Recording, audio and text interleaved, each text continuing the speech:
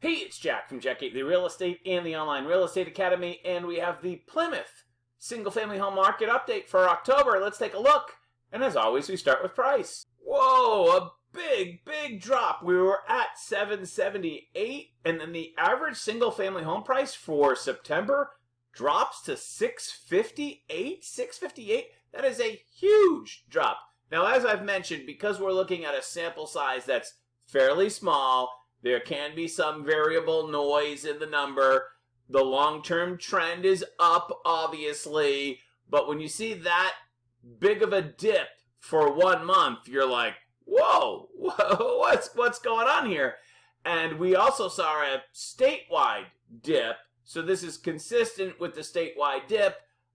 Let's take a look at how sellers did with some other important factors.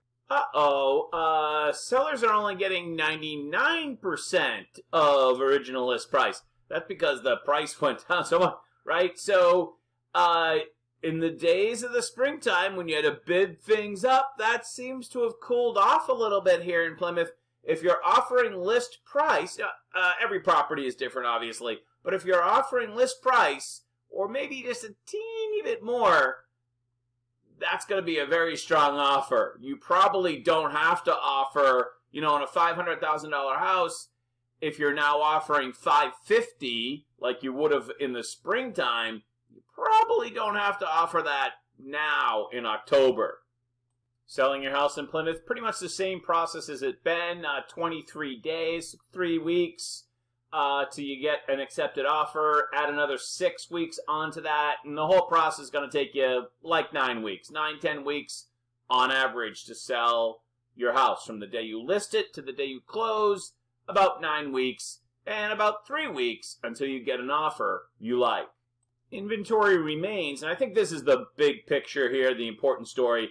Inventory remains a little bit higher than it has been, throughout the year. We're at about 82 homes in the beginning of the month, and that's actually now crept up to about 94 homes. We still haven't broken the century mark. We're still under 100 homes on any given day. If we're going to see a correction in the Plymouth market, obviously we'll probably see a correction in a larger statewide market, which we haven't reached that point, and I'm not convinced that we'll reach that point. Statewide, we are still half the inventory than we had pre-pandemic. So if we went back to October of 2019, we had double the houses on the market statewide than we do today.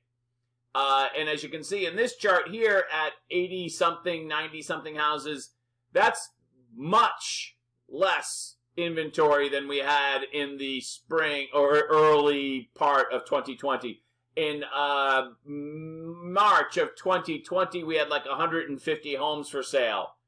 And now we're at like 80 or 90. So the selection is still very, very tight. We're going to have to keep a very close eye to make sure that this is a seasonal downturn and not a structural downturn. Stay tuned for future updates. I'll keep you posted as the month goes along, of course. Until then, I'm Jack from Jack 8 Real Estate and the Online Real Estate Academy. Have a great day.